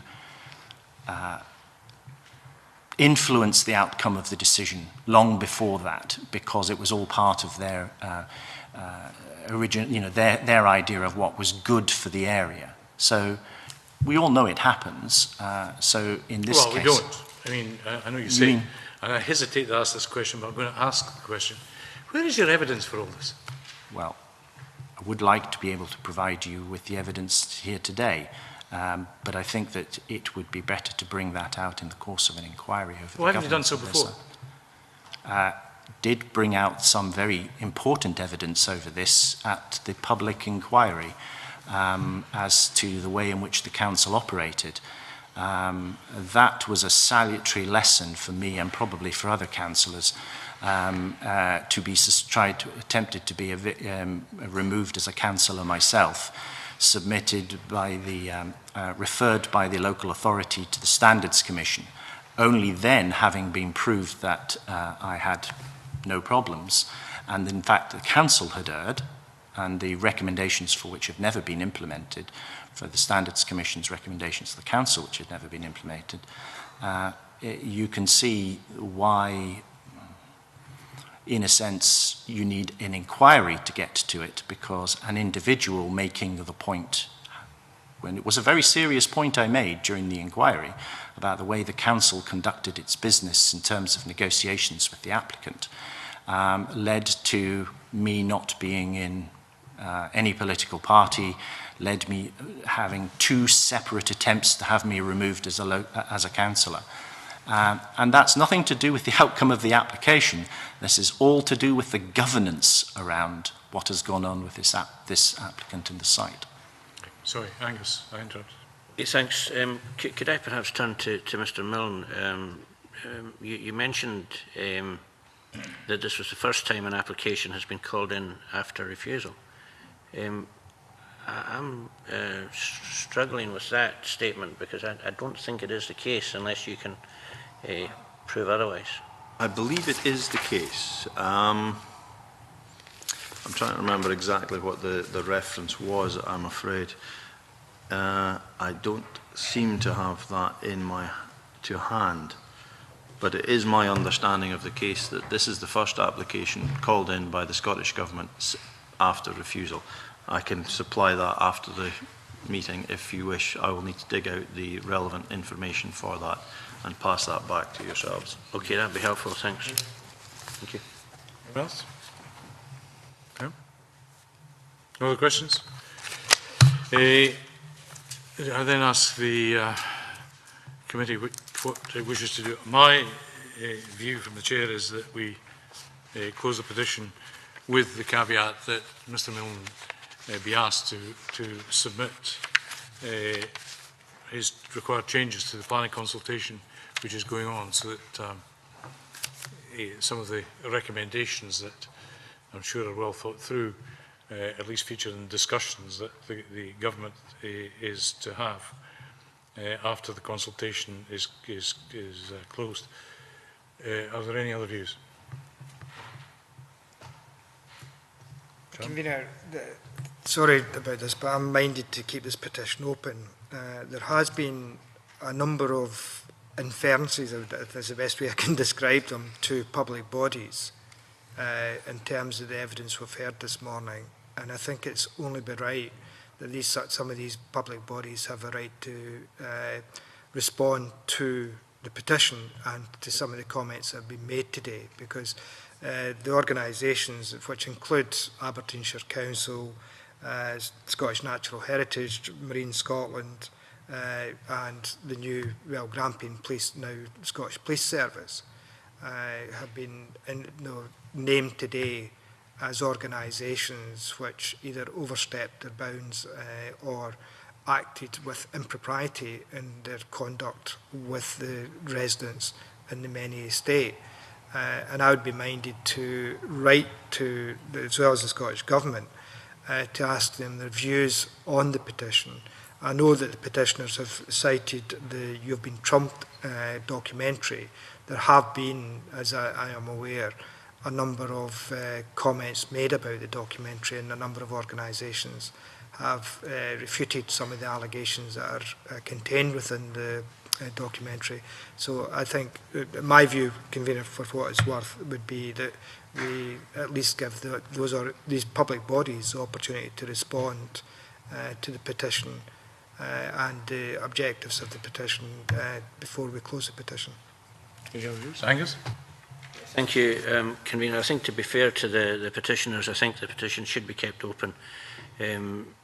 However, in addition to the Scottish Government, in addition to requesting the Scottish Government's view on the petition, we should, I agree, also write to Aberdeenshire Council to see what their take is on it. And therefore, I think the fairest thing is to keep it open at this stage. We agree? Yep.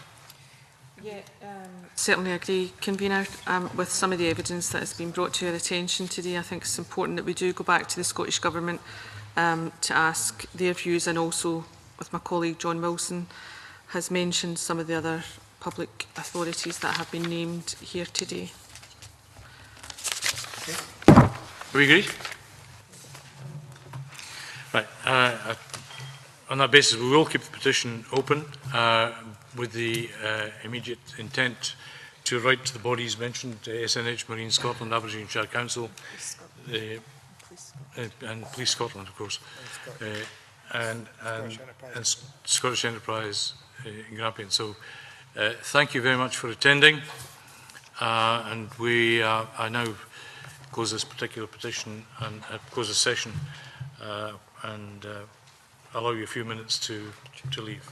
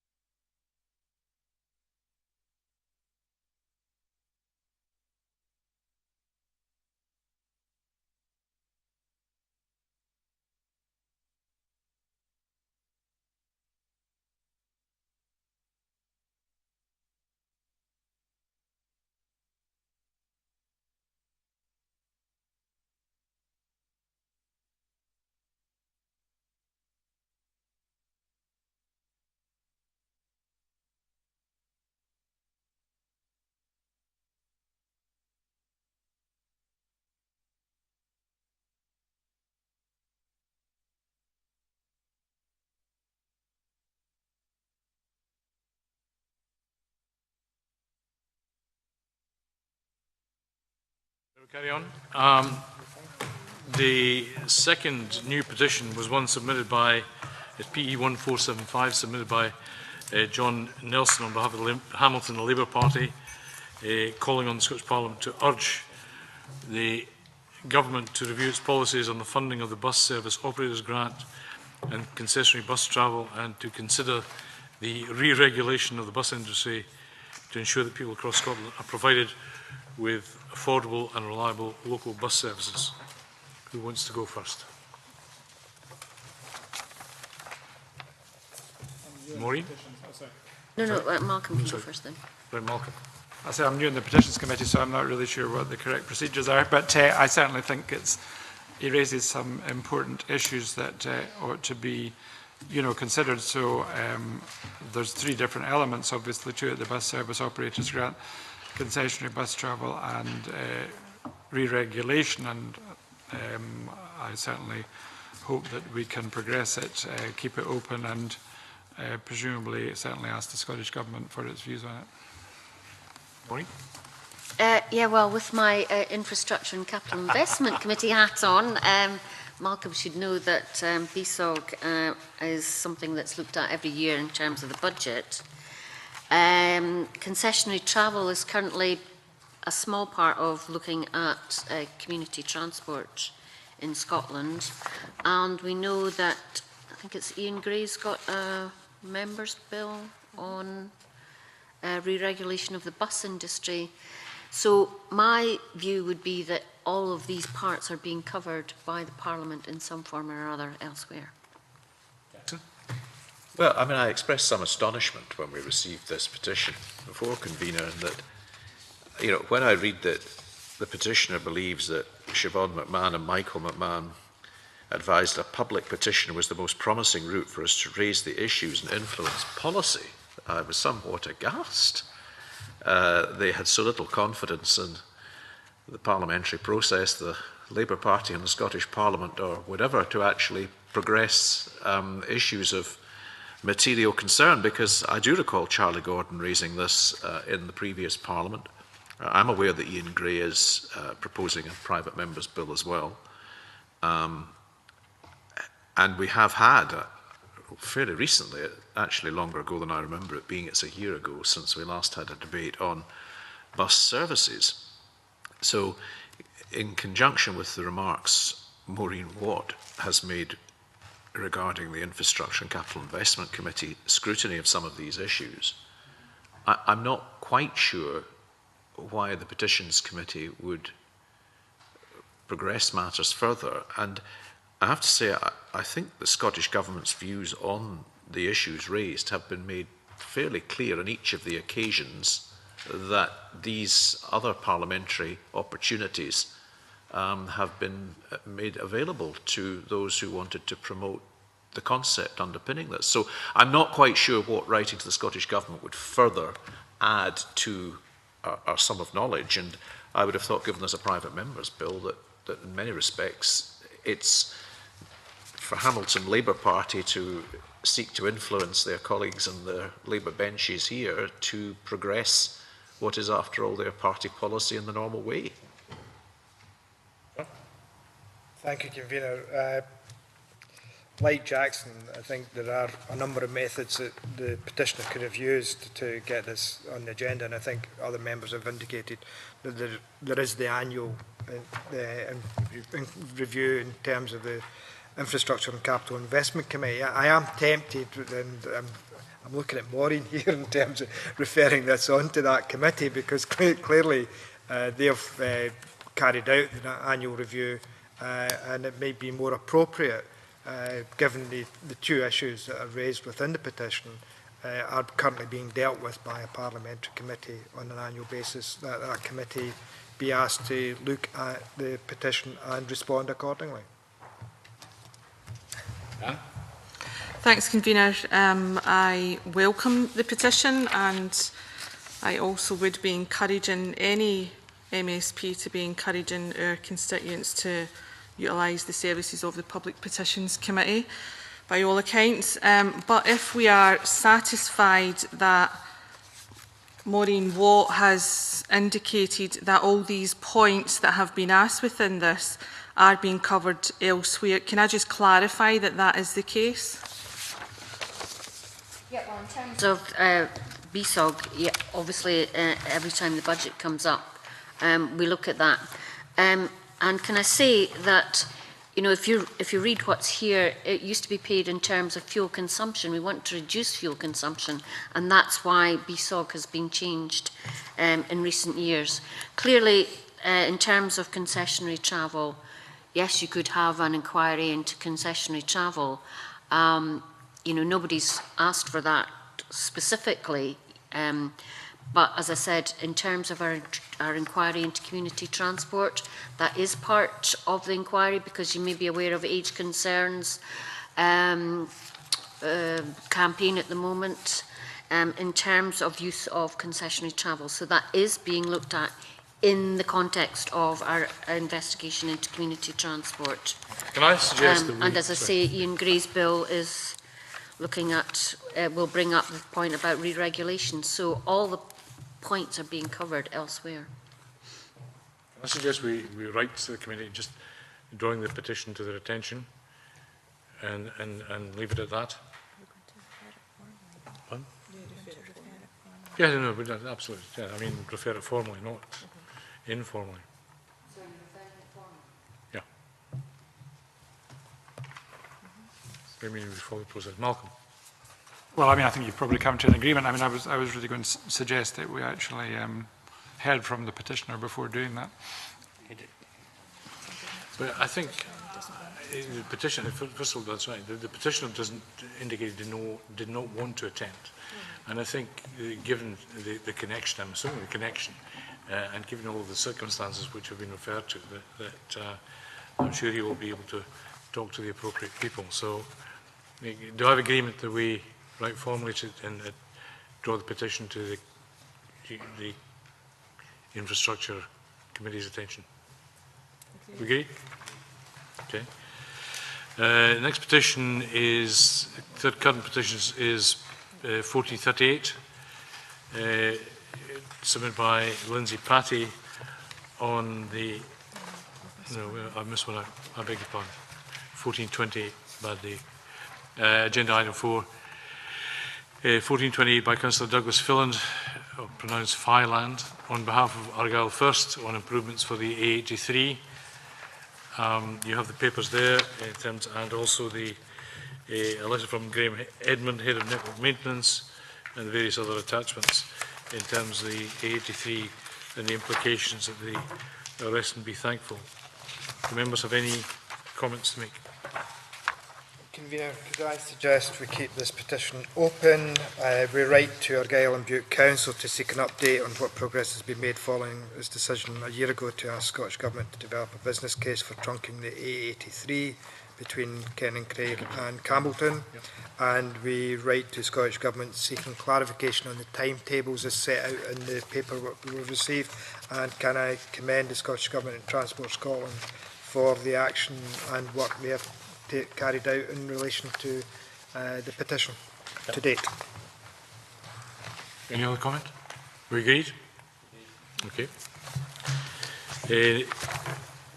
Third current petition, P1438, a petition by Lindsay Patty on improving services for people with mental illness. We considered this, what, 2 months ago?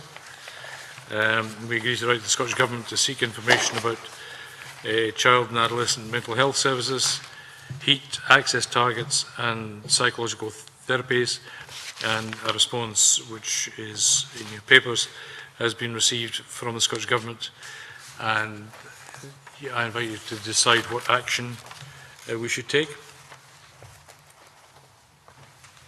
Angus? Convener, given that all organisations that were contacted agreed with the petitioner, and given that the Scottish Government advises that NHS boards are now working towards the reduced 18 weeks child and adolescent mental health services target, I would say there's a strong argument to close the petition. Agreed. Jackson?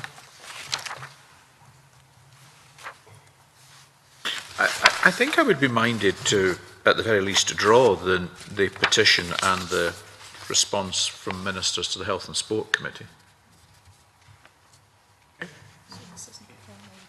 No, this is not formal. But I'm quite happy to close the petition on that basis. But I think, because given that there was strong support actually across the board, I think it would be, and I thought that the minister's response, that's why I asked before we started whether we could ask him any questions of that this morning, but of course we weren't allowed to do that. But I thought it was sufficiently kind of contained and interesting that if I were on the Health and Sport Committee, I might quite like to have seen it. Informally, yeah. Anne? Thanks, Convener. I think it would be important that we do raise this petition with the Health and Sport Committee for all the reasons that Jackson Carlow has mentioned. There is a great deal of evidence within this. It's such an important issue. I think they would want to be seeing it. Whether that's informal, I would rather it be formal, but... Well, again, I don't know what all the detailed options are, but I certainly support referring it to the Health and Sport Committee. Perhaps you can explain for me the difference between formal and informal reference, but I certainly think it's something that should be drawn to their attention. Right. Maureen. Can I just get clarification on what Malcolm's just said? I mean, are we referring our evidence and what we've taken so far to the attention of the Health and Sport Committee, or are we asking them to look at it further? Because my view, can I just finish? Sorry, my view would be that, you know, this is an extremely sensitive issue and extremely difficult issue. You know, I think the See Me campaign does a fantastic job in terms of trying to stop the stigma around mental health. I think most people now are aware of that, but people who have mental health problems, you know, do sometimes find it difficult to get help after they've been discharged from hospital if they've had the misfortune to have ended up in hospital. I think the responses from the health boards, you know, have been positive in that direction. So I would be minded to close the petition, but show the Health and Sport Committee all the evidence that we've taken on this. And I think that's the proposal in terms of an informal, well, I'd say informal, i.e. we close the petition, but that for information purposes we send the evidence to them. Okay, we agree? Petition P1453, Carolyn Wilson on behalf of the Evening Times Kidney Research, calling on the Scottish Parliament to urge the Scottish Government to introduce an opt-out system of organ donation in Scotland to help save more lives. And I think it's perhaps one of the most interesting of the many interesting petitions that have come before the committee. Are there any comments? John. Yeah, I'd be minded to keep this petition open. In the responses we've received and the many responses we've received, quite clearly the Scottish Government have indicated that they're awaiting the publication of the UK information and research on this matter, and they will be, the Scottish Government will develop a strategy, hopefully if not along the same lines of this UK strategy, but a strategy that will be more appropriate to Scotland. The expectation is these documents will be available over the summer, so I would recommend that we keep this petition open until after the summer recess, and once we have the documentation, and consider it then. Are we agreed? Anne? Could I ask the clerks, do they have any indication if the Health and Sport Committee are also doing some work on this issue? No, they're not. Don't know. We can check. So we'll retain this, keep this open, and revisit, I hate that word, revisit, it after the summer. Are we agreed? I did think that at some stage it might be worthwhile having a chamber debate on that, this particular subject. We can leave that until after the summer. And the next petition is 1457, which we'll have heard on the radio this morning. A petition by Alec Hamilton calling on the Scottish Parliament to urge the Scottish Government, as a symbolic commitment to our woodlands and natural heritage, to proclaim the Scots pine as the national tree of Scotland. Comments, please. Jackson. Convener, as you know, I've been somewhat lukewarm on the issue of adopting a national tree as such.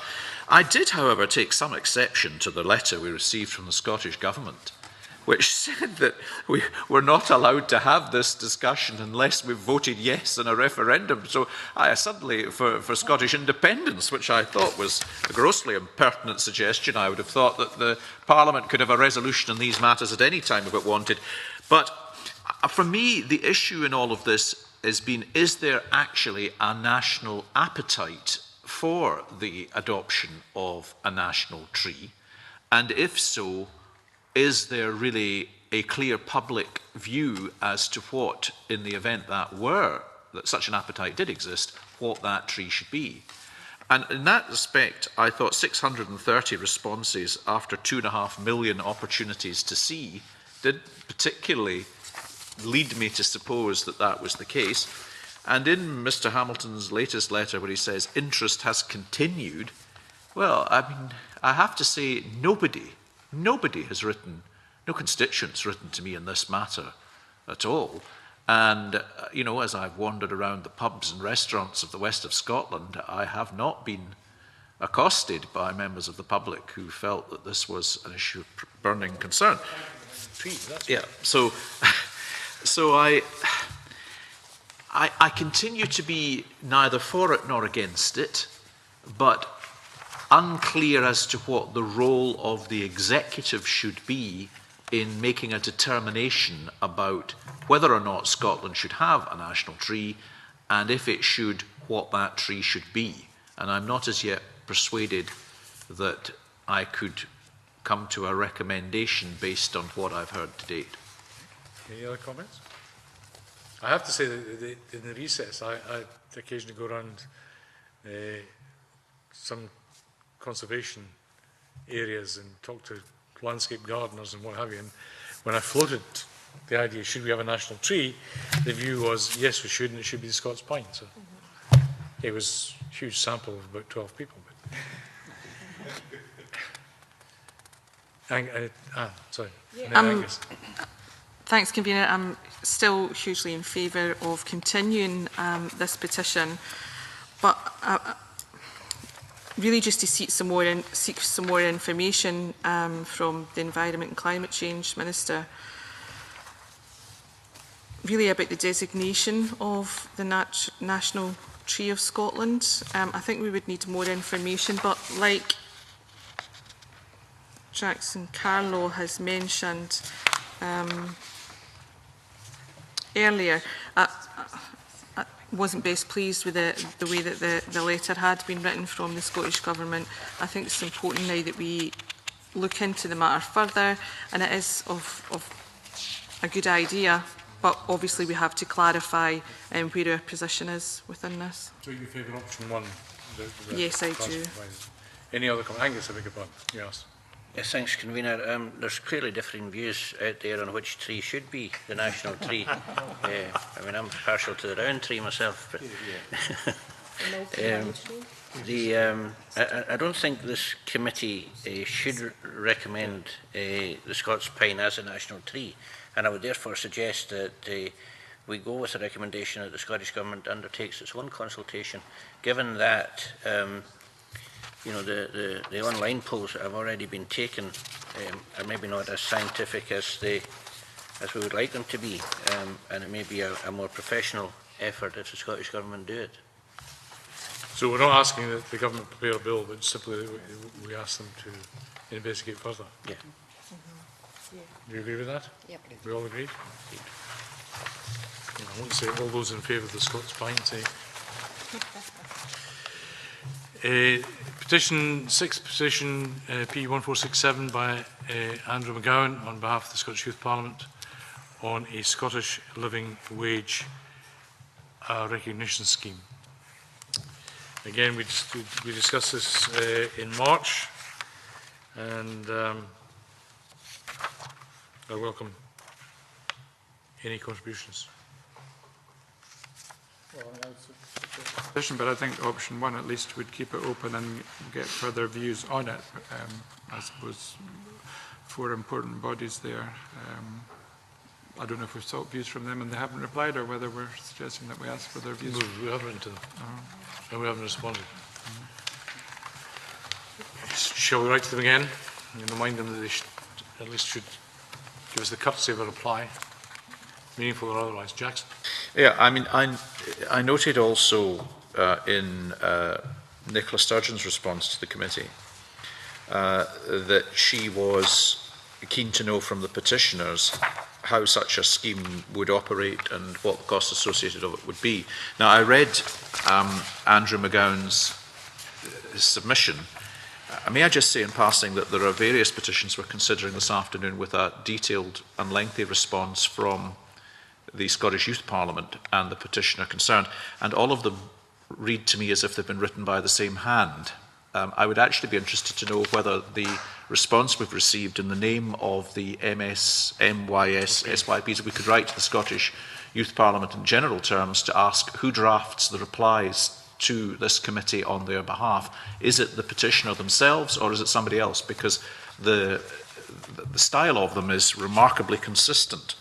However, I did feel in reading that at some length that I still wasn't clear that they had identified, beyond the fact that, as they say, the taxpayer should pay this, what these costs would be. And I do think that clearly the Cabinet, the Deputy Prime Minister, Deputy First Minister, felt that that would be a material consideration. And I think that whilst as I said when we took evidence, have no objections at all to the aims underpinning the petition, it's got to be clear how that would be financed, where those costs would be borne, and once you put in place a scheme like that, how it would be followed up and who would bear the costs of those issues being followed up. And I think that the Federation of Small Business does actually make some legitimate points at the end in terms of asking a number of questions as to the scope of the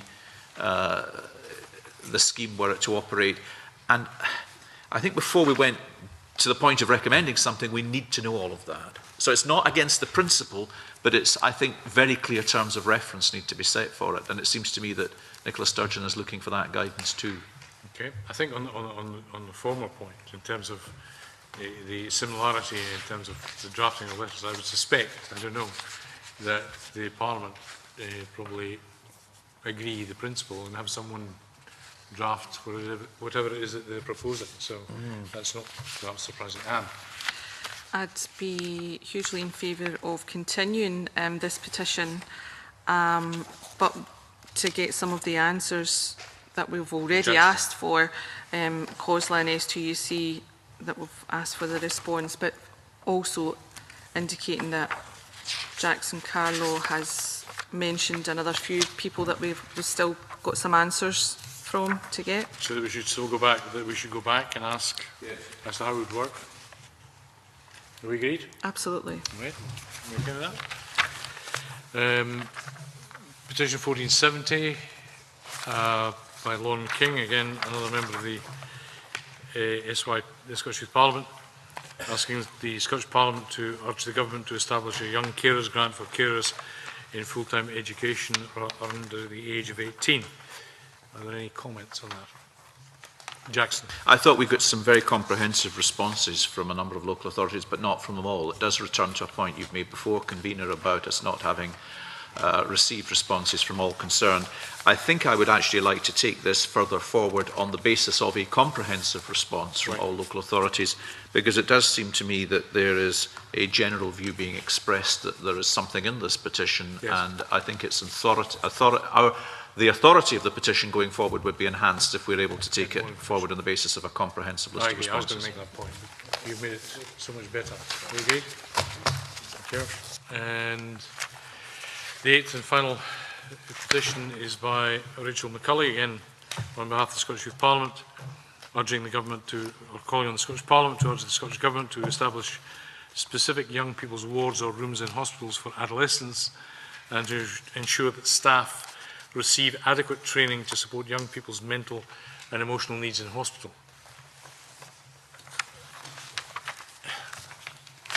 Jackson. Sorry, but Convener, I seem to be sort of on speed this morning. This one, what slightly surprised me in the responses we've received is, and I hadn't fully appreciated this, because I think when the petitioner presented to us here, there was much more concentration on the specific young people's wards. And in fact, the majority of the responses we've received relate to the training that actually has been received. And that aspect of it, I think, is quite interesting in going forward. But I don't feel from the responses received we're any the wiser in relation to the recommendation of the petitioner that we move to adolescent wards within each hospital development. I wasn't much attracted to that proposition, I have to say, for practical reasons when we took the evidence. But on the other aspects that are in here, I think I would be happy to see us ask the information of NHS Education for Scotland that has been suggested. Malcolm? I mean, I was very impressed with the detailed response from Action for Sick Children Scotland, which would, which was very sympathetic to the petition. And it is a very complex area, but I think the points that they make do suggest that there are serious issues here that need to be addressed. And I would favour doing 1, 2 and 3. I think particularly, well, all the bodies really, but I suppose it would be interesting certainly to hear from the NHS Education for Scotland and the Royal College of Nursing, and I suppose I would be particularly interested to hear from NHS Lothian about their planning for the new hospital in relation to this. But it may be it's not just as simple as a dedicated ward, because it's, it could be, especially with single rooms and so on, it could be single rooms with us, with an area or something. It could be, there are lots of different options there. It's not just a simple dedicated adolescent ward or nothing. So I think there's more work to be done on this, and I would recommend 1, 2 and 3 basically. Anyone else? Anne? Maureen, do we agree? Yeah. Sorry, Anne. Yeah, having experience from social work with regards to this particular issue, I think it's important that we do continue on and seek further information, as there are discrepancies in some of the hospital wards whereby ill patients are being depraved on by others, young people within adult wards. So I think we should be asking the questions and continuing the petition, because it's a hugely important issue for young people and their safety. I had a concern in terms of the discussion that we had around the training and the handling of patients by nurses. So I think the action proposed is eminently sensible. So I now formally close the meeting. I would advise the official report should be available week beginning next week. The next scheduled formal meeting is the 28th of May. We have 2 new petitions that have been lodged with us. One for... Yes, I have. 147.